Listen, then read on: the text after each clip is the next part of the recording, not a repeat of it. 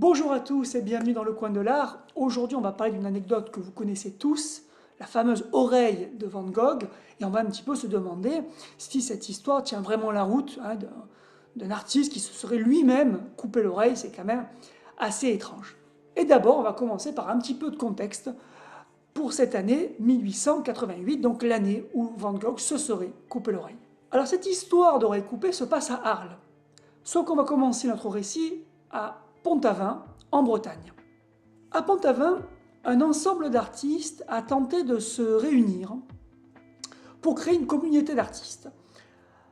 Alors pourquoi? Tout simplement parce qu'il y a plusieurs événements qui se passent à cette fin du 19e siècle au niveau de l'art, des bouleversements. D'abord, il y a, depuis le début du 19e siècle, une lutte contre l'Académie de peinture et de sculpture, donc qui est, on va dire, l'organe officiel artistique en France. Et il y a cette opposition chez les artistes que je pourrais qualifier notamment d'amateurs, c'est-à-dire des artistes qui ne sont pas passés par la voie traditionnelle, par la formation à l'école des beaux-arts, et qui veulent un autre monde de l'art. Et pour eux, l'ennemi à abattre, c'est l'Académie. Mais pour cela, il faut proposer quelque chose. Alors, certains vont tenter de proposer des individualités, et ça va être un peu tout le propos de l'art moderne, mais d'autres vont essayer de se réunir en communauté d'artistes. Et c'est ce projet-là qui tente d'être mis en place à Pont-Aven. On va retrouver beaucoup d'artistes, notamment ceux qui vont nous intéresser dans cette histoire, Émile Bernard et Paul Gauguin. Donc en 1888, Paul Gauguin retourne pour la seconde fois à Pont-Aven et va faire la rencontre d'Émile Bernard. Tous les deux, et les artistes de cette époque, qui veulent un peu être avant-gardistes, cherchent comment sortir de l'impressionnisme. Alors oui, 1888, l'impressionnisme est déjà apparu depuis à peu près 15-20 ans, mais ça devient le courant dominant. C'est un peu lui le nouvel ennemi à abattre. L'Académie est toujours là, il y a toujours des peintres qui font de la peinture comme on l'a fait depuis Louis XIV, dans une certaine tradition, on va dire, de la peinture française. Mais l'impressionnisme est devenu à la mode, et pour les artistes qui se veulent modernes, il faut trouver une nouvelle voie à l'art, et c'est pour ça qu'ils vont se réunir pour se poser ce genre de réflexion. Donc c'est une époque aussi où l'innovation devient de plus en plus le Graal pour l'artiste. Il faut être nouveau, il faut innover à tout prix, et c'est plus l'excellence technique, la maîtrise de toutes les techniques de l'art qui fait qu'on est un grand artiste. Les nouvelles normes que veulent imposer en tout cas cette génération, c'est l'innovation artistique. Et c'est pour ça que Bernard et Gauguin vont chacun arriver à Pont-Aven avec une œuvre qui se veut être l'œuvre qui va renouveler la peinture française. Bernard va avoir ses Bretonnes dans la prairie, Gauguin va avoir la Vision après le sermon. Gauguin, dans ses discussions avec Bernard, va avoir le dessus un petit peu puisqu'il est plus âgé, plus autoritaire. Et donc c'est un peu dans ce contexte-là que Gauguin va partir pour Arles, puisque dans le même temps, dans le Midi, Van Gogh cherche lui aussi à créer une communauté d'artistes. Et il va réussir à convaincre Gauguin de le rejoindre. Passons un petit peu à Gauguin. Alors lui, Gauguin, il n'est pas du tout à Pont-Aven, il est à Arles. Il va rester à Arles de février 1888 à mai 1889. Quant à Gauguin, il va le rejoindre fin 88, donc d'octobre à décembre. Ces trois artistes vont vouloir s'échanger des autoportraits. C'est très intéressant, justement, c'est un moyen aussi de montrer leur capacité justement à rénover la peinture française. Il y a beaucoup d'enjeux là-dedans, ça aussi, ça crée des liens. Donc Gauguin, lui, va créer Les Misérables, qui est un tableau. Alors pourquoi Les Misérables? Ça s'appelle Les Misérables parce que Gauguin se voit en Jean Valjean, comme ce héros qui est poursuivi par la justice, qui est accusé de tout un tas de choses. Voilà, Gauguin se sent un petit peu dans cet état d'esprit, donc d'où le titre.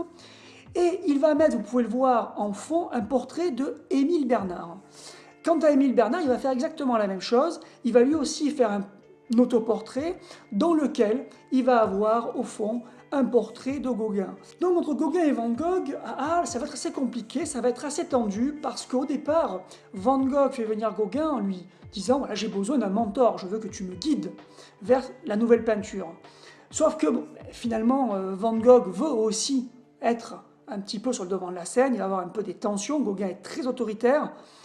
Et le 23 décembre 1888, il va avoir une altercation très très violente. Et d'après les dires de Gauguin, Van Gogh va le poursuivre avec un rasoir, voilà, pour l'agresser. L'histoire qu'on entend le plus souvent est que Gauguin va réussir à fuir et que, frustré, énervé, un peu en crise de folie, Van Gogh va se trancher l'oreille, puis apporter cette oreille à une fille qui travaillait dans un bordel d'Arles. Bref, ça c'est un détail qui n'est pas très important. Donc là vous voyez d'ailleurs un autoportrait qu'il a fait avec l'oreille tranchée et bandée. Donc ça c'est l'histoire. Sauf qu'il y a peut-être une autre possibilité, et qui serait beaucoup plus logique, hein, on va dire, c'est qu'en fait Van Gogh ne serait pas tranché l'oreille. Il y aurait une dispute très violente entre les deux, je vous l'ai dit, sauf que dans cette dispute, Gauguin aurait aussi agressé Van Gogh et lui aurait tranché l'oreille. Ce qui ne serait pas tout à fait étonnant avec le caractère de Gauguin. De là, bon, la dispute, Gauguin serait parti, mais Van Gogh souhaite, dans la suite de son séjour à Arles, va tenter de faire revenir Gauguin. Donc forcément, appréciant Gauguin, voulant le faire revenir, il ne peut évidemment pas aller porter plainte ou déclarer que c'est Gauguin qui l'a agressé. Sinon, il y aurait des poursuites contre Gauguin, etc. Donc il va inventer cette histoire d'automutilation. Ce qui lui donne aussi, au niveau artistique, dans cette époque, une originalité, un côté torturé que recherchent les artistes avant-gardistes. Donc bien sûr, aucune preuve claire de cette théorie. Alors, elle ne vient pas de moi, cette théorie, hein. J'ai pu la lire plusieurs fois. Quand j'étais à l'université, je l'ai entendue par des professeurs. Voilà. Mais je trouve qu'elle est beaucoup plus intéressante et elle est beaucoup plus logique par rapport à la relation entre Gauguin et Van Gogh, entre le fait que voilà, Van Gogh est tenté par la suite de faire revenir, qu'il ait fait ce portrait aussi de l'oreille tranchée, peut-être pour l'envoyer à Gauguin, etc.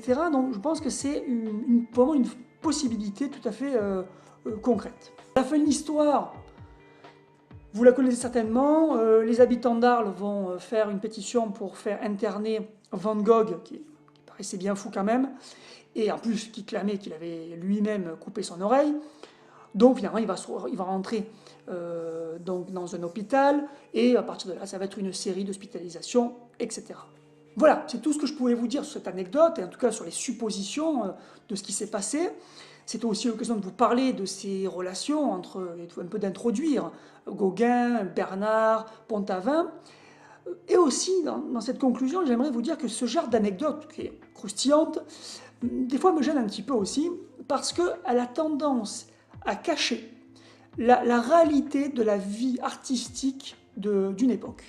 Ici, en 1888, alors on va vous parler dans les ouvrages d'histoire de l'art de Gauguin, à Pont-Aven, puis à Arles, de Van Gogh, l'oreille coupée, et on va un petit peu éluder de ce qui se passait dans les grandes expositions parisiennes, les artistes qui passionnaient les critiques, qui passionnaient la foule, pour finalement voilà, parler de ça comme si c'était ça les faits les plus marquants de 1888.